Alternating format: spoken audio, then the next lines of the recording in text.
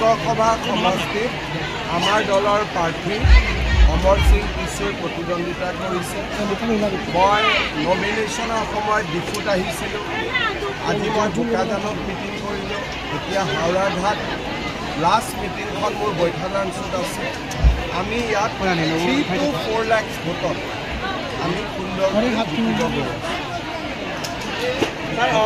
JI কাঠাৰ বুলি JI কাঠাৰো কিন্তু এইবাৰ বহুত ষ্ট্ৰং বুলি আমি গম পাইছোঁ। জেআই কাঠাৰ হ'ল অল পাৰ্টি হিল লিডাৰ। তেওঁ হৈছে লিডাৰ, আমি হৈছোঁ সৰু মানুহ।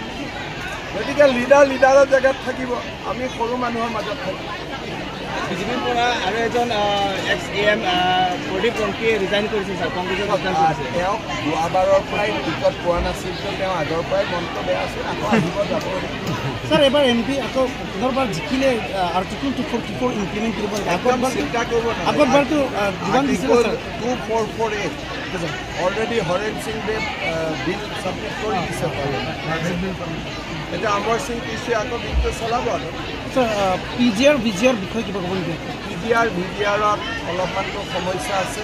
ইলেকশ্যনৰ পিছত মই ডিফুত আহিম, সকলো ৰাইজৰ লগত কথা পাতি সমস্যাটো সমাধান কৰিম। আৰু নতুন মানুহ কাৰ্বি আংলঙত আহিব নালাগে। যিটো বসবাস কৰি আছে তেখেতে আকৌ পঠিয়াই দিব। এতিয়া চবৰ লগত আপোনালোককো মাতিম, একেলগে বহি ৰাউণ্ড টেবুল ডিছকাশ্যন কৰি এইটো চল্ভ কৰি দিম প্ৰব্লেমটো।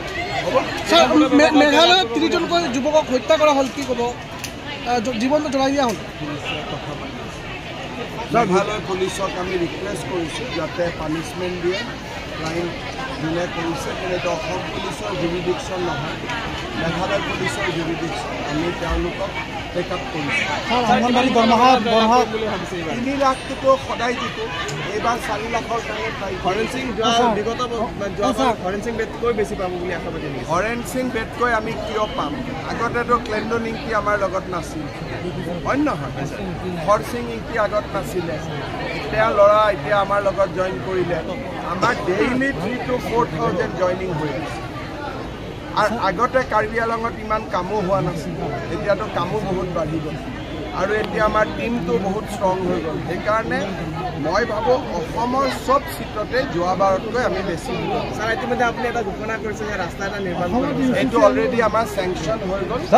কোঠৰীৰ পৰা দকমকা ভিতৰেদি হ'ব 300 crores আমি চেংচন।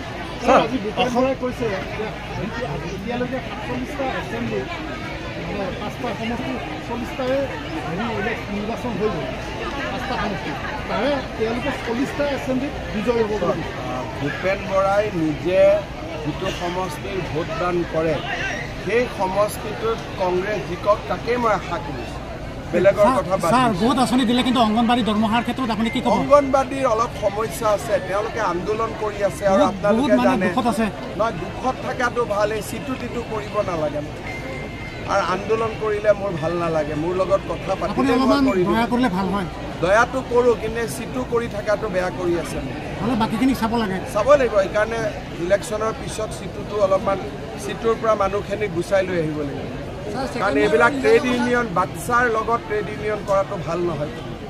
অসমৰ UCC বনিব নেকি ছাৰ? ট্ৰাইবেল এৰিয়াটো UCC নাথাকে। Tribal is free from UCC। Sir এটা প্ৰশ্ন আছিলে আপোনাৰ কাৰণে, কিয়নো আমাৰ লাংফেৰ বকলীয়াঘাট লাংফেৰ তাত ফায়াৰ ব্ৰিগেডৰ এটা বহুত প্ৰয়োজন হৈছে। আৰু আমি তুলিত মোহন ডাঙৰীয়াও কৈছোঁ, তেখেতে আপোনাৰ খবৰ হ'ব এইটো দিয়া হ'ব অলপ সোনকালে ছাৰ। ঠিক আছে, কিন্তু ইমান বুম বাপৰে।